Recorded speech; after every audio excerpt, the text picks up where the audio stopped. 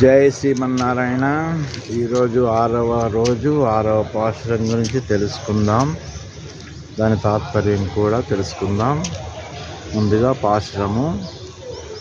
புள்ளும் சிலம்பினகான் புள்ளரையன் கோயிலில் வெள்ளை வெளிசங்கன் பேரரவம் கேட்டிலையோ பிள்ளாய் எழுஞ்சிராய் பேய்முலை நஞ்சுண்டு கள்ளச்சகடம் கலக்களியாக்காளோச்சி வெள்ளத்தரவில் துயிலரமர்ந்த வித்தினை உள்ளத்து கொண்டு முனிவருகளும் யோகிகளும் மெல்ல வெளுந்து அரியன்ற பேரரவம் உள்ளம் புகுந்து కుళిరిందేలోరెంబావాయ్.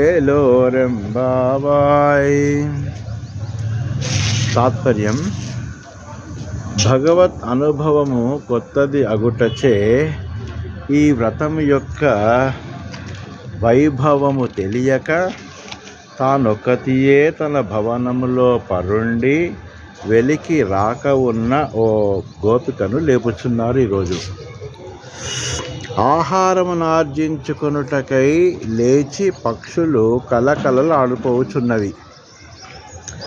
ఆ పక్షులకు నాయకుడైన గరుత్మంతునకు స్వామియగు శ్రీ మహావిష్ణువు ఆలయములలో తెల్లని శంఖము సమయమైంది, సేవలకు రండి అని శంఖము పెద్ద ధ్వని చేస్తున్నది.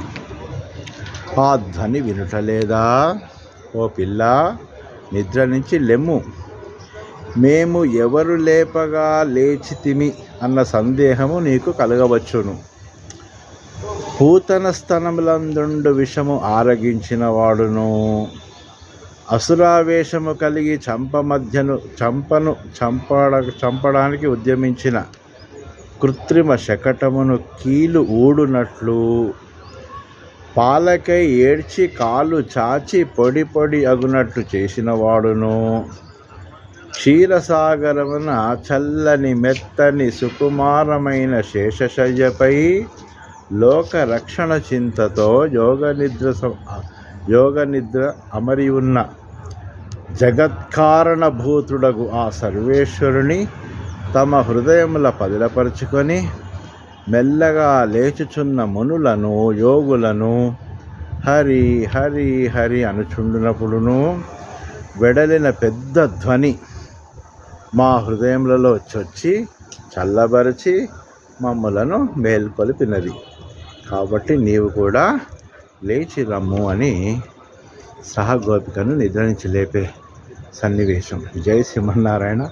రాచకొండ రామాచార్యులు, శ్రీ వైష్ణవ పాంచరాత్ర ఆగమ పురోహితులు, జ్యోతిష్యులు, హైకోర్టు ప్రాక్టీసింగ్ లాయర్.